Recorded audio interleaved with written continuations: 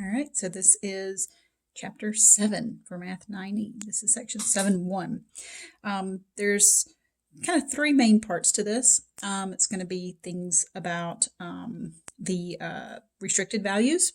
Then we're going to talk about reducing, multiplying, and dividing rational functions. So first of all, let's just start off. A function that has the form of some polynomial over a polynomial is called a rational function. Now remember, a polynomial function was the ones that had those whole number exponents. Okay, so for instance, 3x plus 1, nice little polynomial. 2x minus 5, another nice little polynomial.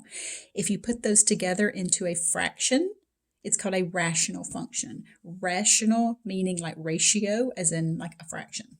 So we're going to be dealing with these functions that look like fractions. Okay? Now, a rational expression, just like a fraction, cannot have a denominator that's 0. So what we have to do is put certain restrictions on the variable in order for the denominator not to be 0. Okay? These are called domain restrictions, but we're just going to call them restrictions in general. Now, the numerator can be 0. We can have 0 divided by something. If you just think about a basic fraction, if you do 0 divided by 8, that's 0. But if you do 8 divided by 0, if you put the 0 on the bottom, then we get an undefined. So it's important to notice that difference. So here's what we're going to do. We're going to state any restrictions. Now, I've done this in red so that you can see the work here. What we're going to do is find the values that make the denominator 0. So what we're going to do is look at just the bottom. That's the only part that has, any kind of problem for us, right? The bottom is the one that can't be 0. So I'm grabbing another pen here and I'll plunk around over here. So it's only the bottom that can't have a denominator equal to 0. So looking at, say, this one of x plus 2 over x minus 4. The restricted value would be whatever number you plug in for x that would make the denominator equal to 0. Now, you don't have to do some guess and check to figure it out. Instead, all you have to do is take the bottom and set it equal to 0. And then find that number. And that number is your restricted value. Now, a lot of times what we'll write is that x can't be 4. It's a restricted value. Okay? If you just wrote x equals 4, that's okay as well. I think in Hawks it has you write like x equals 4. So sometimes you'll see the restriction stated as like x can't be 4. So in any case, 4 is the restricted value.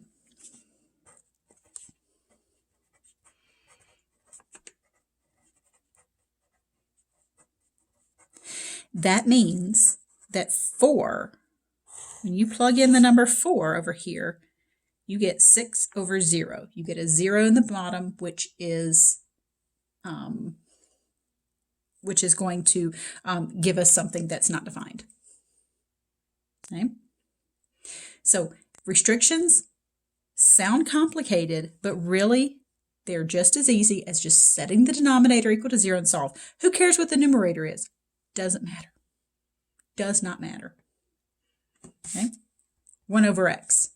That's about as easy as it comes. Set that denominator equal to 0. Okay, so we get x equals 0. I drew it a little not equal to. That's just my own habit. I didn't mean to do that. And unfortunately, it's not erasable. It's my own habit that, I get that x equals 0. And because it's a restricted value, I'm so used to putting that not equal to 0 on there as being that's my way of saying it's restricted, that it can't be 0. But you could also say x equals 0 is the restricted value. So yeah, my not equal to there is just kind of my own way of writing that. It's not really just mine. Other people do it too. So okay, so anyway, it's all about the denominator, right? So you just take that denominator. Who cares? The numerator looks complicated. Who cares? Doesn't matter. Take that denominator, set it equal to 0. You know how to solve this. This is just your standard issue equation, two-step equation. That's a plus 7, so you subtract 7 on both sides. and then divide by 4 because that's multiplication right there.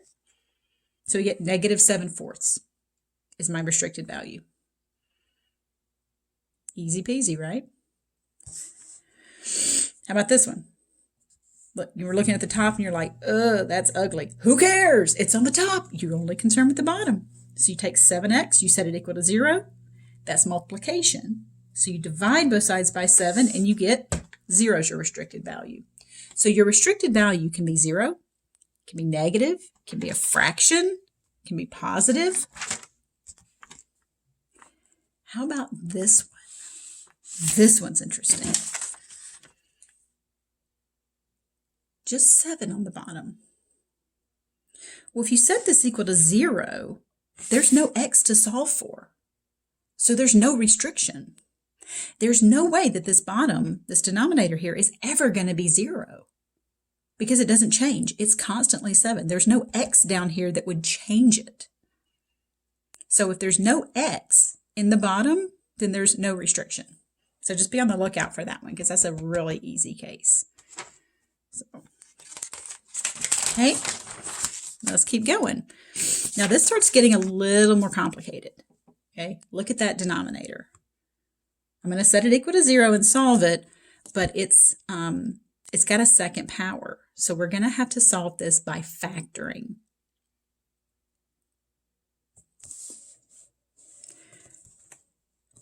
Because it has a squared, we're going to have to solve it by factoring. That was chapter 6 stuff. So we're going to factor out a greatest common factor from these two, which is 2x. Then it's factored, and you might remember from chapter 6 that once it's factored completely, you can split those factors and set those equal to 0, and then solve those separately. Both of these are restricted values. So we get the 2x, we divide by 2 because that's multiplication right there. X plus 3, we solve that. So this should look very familiar from chapter 6. Now we're just doing it within the context of finding that restricted value. And remember, I know these are not equals because I write that as in like, these are my restricted values. Sorry for the yawn. So x can't be 0, x can't be negative 3. Now, Hawks may have it set up to where you just type in the restricted values of 0 and negative 3. I just put the not equal to just as a, just to reiterate the fact that it's restricted values. All right, let's keep going. So the ones that have these really nice denominators, that have just like a nice little equation, maybe just a little 7x equals 0, those are easy to solve. But as you can see, they get harder to solve. This one, again, has a squared to it. So you set it equal to 0, and I hope that you recognize that that's the difference of two squares. There's no GCF to take out. So you factor that as the difference of two squares, of x squared minus 5 squared. So that factors into x minus 5 times x plus 5. You split those apart, solve those separately, and you get 5 and negative 5 are your restricted values. So both of these are your restricted values. Remember, your restricted values are those numbers that when you plug in to this thing, that it makes this bottom equal to 0. So if I plug 5 into here, it doesn't matter what it makes the top.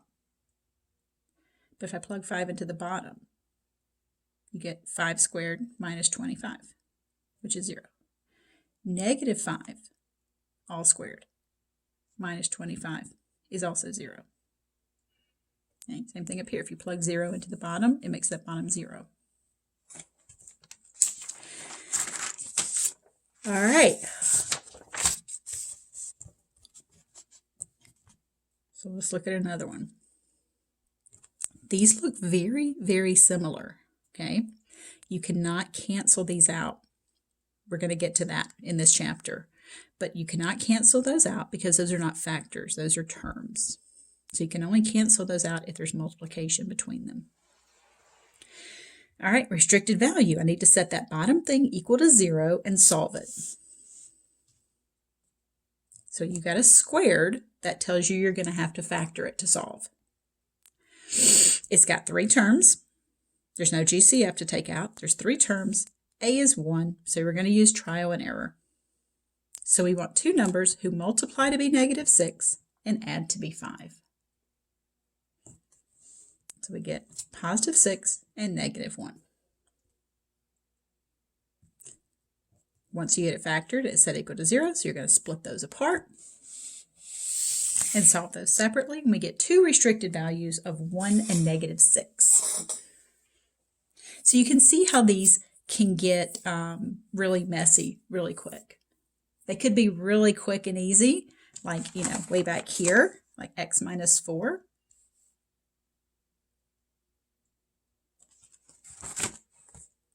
Or they could be not so quick and easy.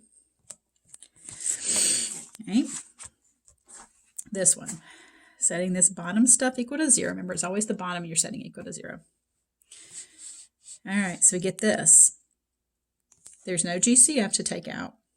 The leading term is not 1. It's got 3 terms here, so we got to use the AC method. All right, AC method. We're going to multiply A times C. Now, this is a good time, actually, to pause the video and see if you can go ahead and factor that using the AC method. Okay, so AC method, we multiply A times C, get -56.